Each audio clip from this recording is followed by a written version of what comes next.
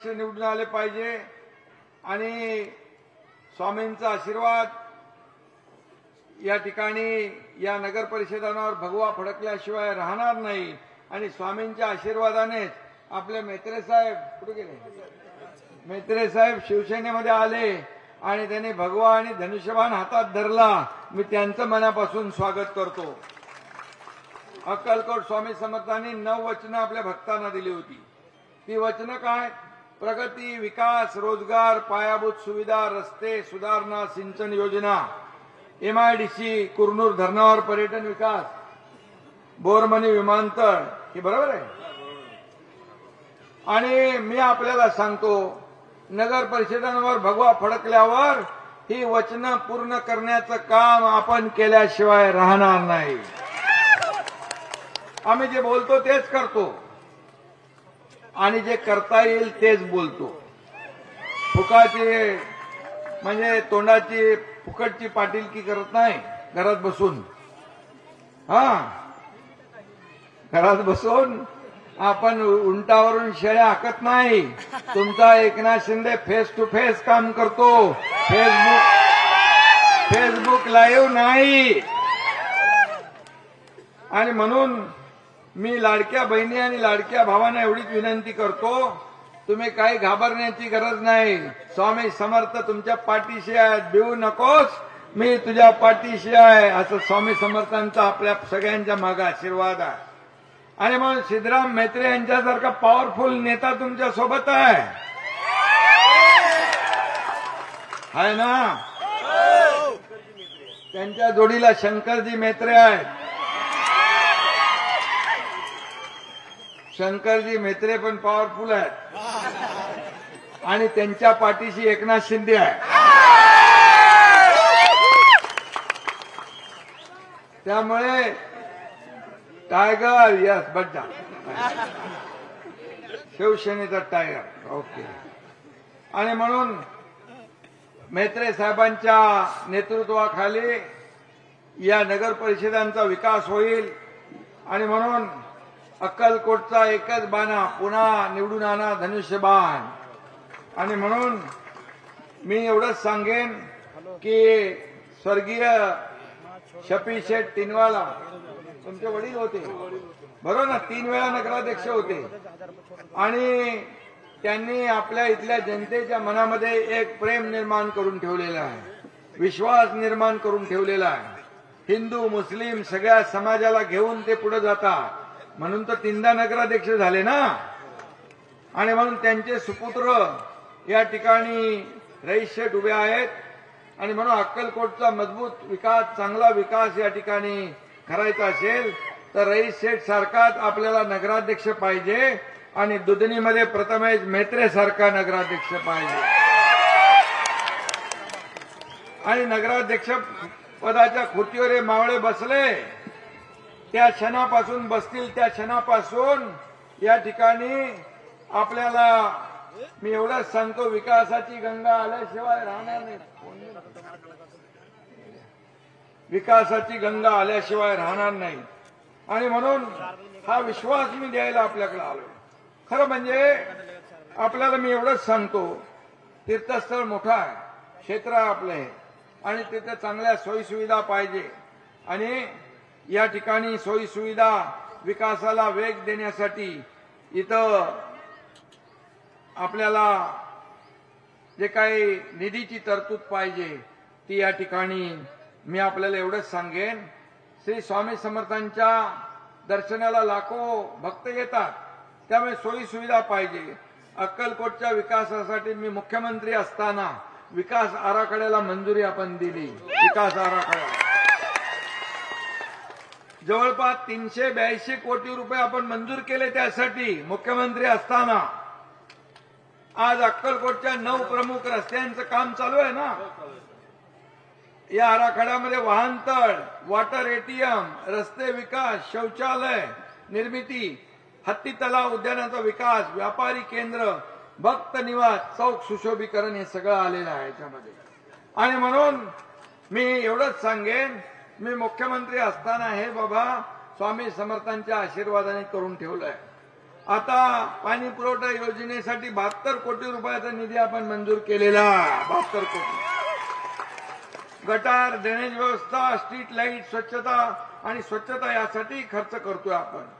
अक्कलकोट हे तीर्थक्षेत्र, या तीर्थयात्रा पर्यटनाच्या खऱ्या अर्थाने जागतिक नकाशावर आलं पाहिजे, अशा प्रकारची आपली मागणी आहे ना, आणि अशा प्रकारची आपली भावना आहे.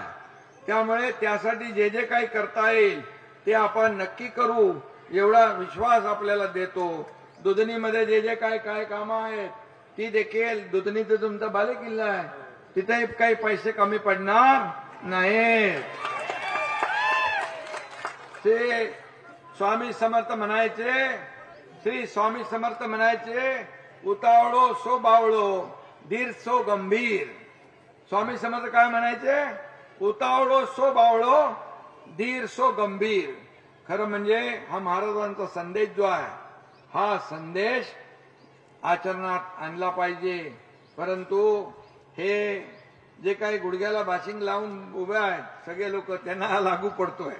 आणि म्हणून आणि आपली धडपड कशासाठी आहे? खुर्चीसाठी नाही. या खुर्चीवर ज्यांनी बसवलं त्या लोकांचे प्रश्न सोडवणं हे आपली अजेंडा आहे, आपली भूमिका आहे. आणि रईस शेठ एक अभ्यासू नेतृत्व आहे, गोरगरिबांसाठी मदतीला धावणारा लोकप्रतिनिधी आहे. आणि म्हणून गोरगरिबांच्या सेवेसाठी घराघरात बाळासाहेब सांगायचे, कार्यकर्ता घरात नाही लोकांच्या दारात शोभून दिसतो. इथं काँग्रेस पण उभा आहे ना, आणि आहे का नाही. आणि बाळासाहेबांनी सांगितलं, त्या काँग्रेस बरोबर कधी जाऊ नका, माझी काँग्रेस होऊ देणार नाही. परंतु तेच पाप त्यांच्या पश्चात उबाटाने केलं. एवढा अहंकार, एवढा गर्व, एवढी घमेंड. एक सर्वसामान्य शेतकऱ्याचा मुलगा मुख्यमंत्री होऊ नये का? हा एकनाथ शिंदे शेतकऱ्याचा मुलगा शाखा प्रमुख ते मुख्यमंत्री झाला, याची पोटदुखी किती बघा. पोटात रोज दुखतंय, मळमळ जळजळ सारखी निघती आहे. त्यांच्यासाठी बाळासाहेब ठाकरे आपला दवाखाना केला तरी त्यांची पोटदुखी जात नाही. आता त्यांना एक जमाल घोटा तुम्हाला द्यायला लागेल. आणि म्हणून या ठिकाणी मी आपल्याला एवढंच सांगतो की बसता उठता एकनाथ शिंदे, बसता उठता झोपता एकनाथ शिंदे. त्यांना माझ्या नावाशिवाय झोपत लागत नाही, माझ्या नावाशिवाय त्यांचा दिवसच जात नाही. आणि म्हणून मी काल म्हणालो होतो, एवढा अहंकार बरा नाही, एवढा गर्व घमंड बरी नाही. सर कुणालाही कसपटा समान समजायचं. आणि म्हणून मी एवढंच सांगतो त्यांना, यांनी मी जेव्हापासून मुख्यमंत्री झालो तेव्हापासून त्यांनी सुरुवात केली, मुख्यमंत्रीपद जाणार, राज्य सरकार पडणार, पण पडणार दर 15 दिवसांनी म्हणायचे. त्यांना चांगला ज्योतिषी मिळाला नाही. एकनाथ शिंदे 2.5 वर्ष मुख्यमंत्री राहिला, 2.5 वर्ष. आणि म्हणून मी म्हणतो, एवढा गर्व अहंकार कधी बरा नसतो. मी कालही म्हणालो की अहंकाराने भले भले रसातळाला गेले, रावणाची लंका पण खाक झाली, परंतु यांना काही सुधरत नाही. आजही जो आपल्या पक्षात आला की तो कचरा, पक्षात होता तोपर्यंत चांगला. एवढे लोक का पक्ष सोडून येत आहेत उबाटातून, याचा विचार करा, आत्मचिंतन करा. आज आपण तुमच्या एकनाथ शिंदेने 80 जागा विधानसभेच्या लढवल्या आणि 60 जागा जिंकल्या. त्यांनी 110 जागा लढवून फक्त 20 जागा जिंकल्या. मग सांगा, या महाराष्ट्रातल्या जनतेने तुमच्या धनुष्यबाणाला पसंती दिली की नाही? एकनाथ शिंदेला पसंती दिली की नाही? तुमच्या शिवसेनेला पसंती दिली की नाही? मग कधी बोध घेणार, कधी सुधारणार? काय म्हणतात त्याला,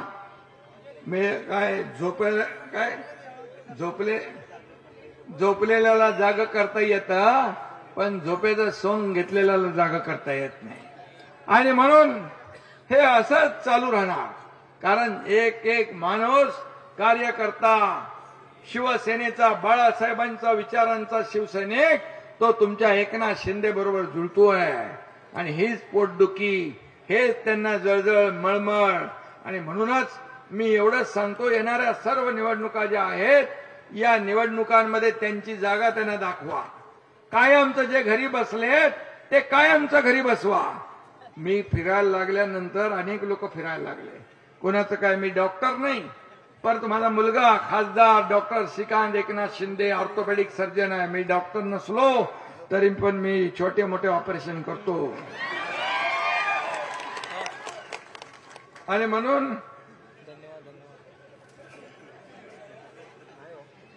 मी आपल्याला एवढंच सांगतो, स्वामी समर्थांनी सांगितलंय आळशी माणसाचं तोंड बघू नका, बरोबर. आणि ज्यांना घरात बसून तोंड पाटीलकी करायची आहे अशाचं तोंड पाहू नका असं म्हणतात ना.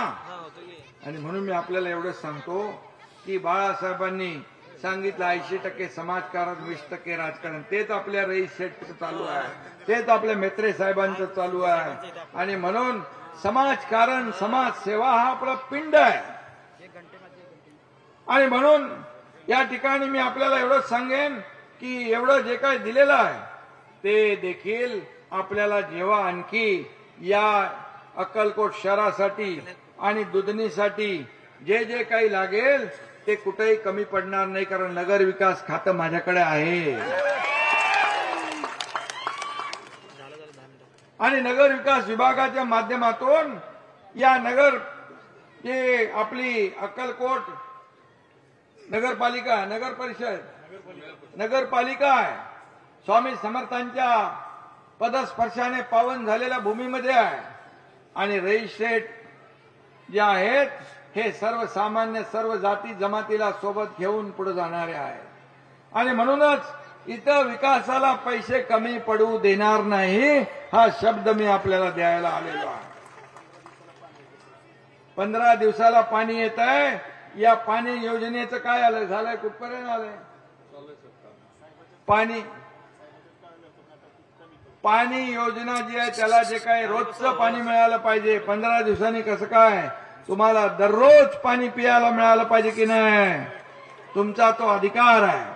आणि म्हणून त्यासाठी नगरोत्थान विभागाच्या माध्यमातून, नगर विकास विभागाच्या माध्यमातून, पाणी पुरवठा विभागाच्या माध्यमातून या ठिकाणी पाणी पुरवठा पण आपल्या गुलाबराव पाटील यांकडे आहे. आणि म्हणून काळजी करू नका, तुम्हाला पिण्याचं स्वच्छ पाणी या ठिकाणी मिळालं पाहिजे. ही जबाबदारी आमची आहे, ती जबाबदारी आम्ही पार पाडणार. लाडकी बहीण पाण्यासाठी वनवन जी आहे ती आपण संपून टाकू. लाडक्या बहीणची योजना तर सुरू आहे. लेक लाडकी, माझ्या काळात लाडकी बहीण योजना सुरू केली, लेक लाडकी लखपती योजना सुरू केली, मुलींचं उच्च शिक्षण आपण सुरू केलं, एसटी मध्ये 50% सवलत देण्याचा निर्णय आपण घेतला ना, ज्येष्ठांना एसटी मध्ये मोफत प्रवास आपण केला. प्रधानमंत्री मोदीजीने शेतकरी सन्मान योजना सुरू केली. लगा आपण शेतकरी सन्मान योजना आपण सुरू केली, 6,000 रुपये वर्षाला आपण देतो. आणि उच्च शिक्षण मोफत केलं. इथं उद्यान गार्डन आहे का, इथं गार्डन 1 कोटी रुपये आपण मंजूर केले त्याला, बरोबर ना, नमो गार्डन. आणि त्यासाठी देखील या शहरामध्ये, हे शहर छोटं असलं तरी महत्वाचं आहे. आणि म्हणून या अक्कलकोटमध्ये सोयी सुविधा ज्या आहेत ते देण्याचं आपण काम करू. मी आपल्याला एवढंच सांगतो, मी मुख्यमंत्री असताना देखील कार्यकर्ता म्हणून काम केलं ना, आता उपमुख्यमंत्री आहे मग तेव्हाही कार्यकर्ता म्हणून काम करतोय ना, उद्याही मी कार्यकर्ता म्हणून काम करणार आहे. तुम्ही आता एकनाथ शिंदे बनून काम करा. आणि म्हणून शिवसेना माझी, मी शिवसेनाचा ही भावना ठेवून आपण काम करा. घराघरामध्ये शिवसेना पोहोचवा.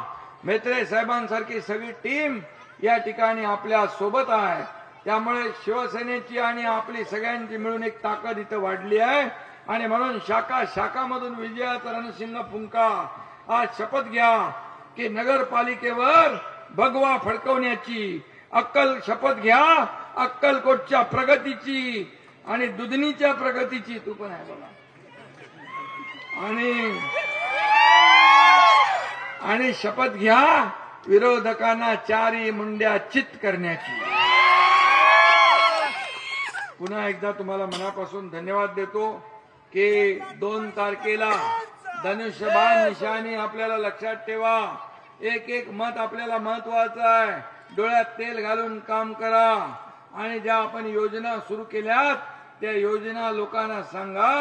2.5 वर्षामध्ये केलेलं काम जे आहे हे लोकांपर्यंत पोहोचवा. एवढंच आपल्याला मी विनंती करतो आणि पुन्हा एकदा मनापासून आपल्याला मी धन्यवाद देतो, मनापासून आपल्याला शुभेच्छा देतो. 2 तारखेला बटन धनुष्यबाणाचं दाबून या ठिकाणी दोन्ही रईस टिनवाला आणि प्रथमेश मेत्रे या दोघांनाही विजयी करा आणि भगवा फडकवा ही विनंती आपल्याला करतो. जय हिंद, जय महाराष्ट्र आणि जय सद्गुरू. जय सद्गुरू. आपले लोक बैठकीचे आहेत काय? सगळ्यांना मी एवढंच सांगतो, मी देखील बैठकीतलाच माणूस आहे. जय सद्गुरू. आणि म्हणून आणि इथं स्वामी समर्थ आहेत, तिकडं जय सद्गुरू बसले. काळजी करू नका. चांगल्या कामासाठी या ठिकाणी सगळ्यांचा आशीर्वाद आपल्या पाठीशी आहे. आणि म्हणून पुन्हा एकदा सगळ्यांना खूप खूप शुभेच्छा. धन्यवाद. माझ्या लाडक्या बहिणींना मात्र मी एवढंच सांगतोय, लाडक्या बहिणींनी सगळ्यांनी एकजुटीने या एकनाथ शिंदे लाडका भाऊ तुम्हाला विनंती करायला आलाय. हे आपल्या सगळ्यांचं घरातलं एक एक मत धनुष्यबाणावर पडलं पाहिजे एवढी विनंती आपल्याला करतो. कारण मला सगळ्या पदांपेक्षा या राज्यातल्या लाडक्या बहिणींचा लाडका भाऊ हे पद सगळ्यात मोठं माझ्यासाठी आहे. आणि म्हणून लाडक्या बहिणी काळजी करू नका. तुम्ही तुमचं प्रेम असंच ठेवा आणि मी तुमच्या पाठीशी तुमचा भाऊ कायम खंबीरपणे उभा राहील असं शुभेच्छा देतो. धन्यवाद. पुन्हा एकदा जय हिंद, जय महाराष्ट्र, जय सद्गुरू.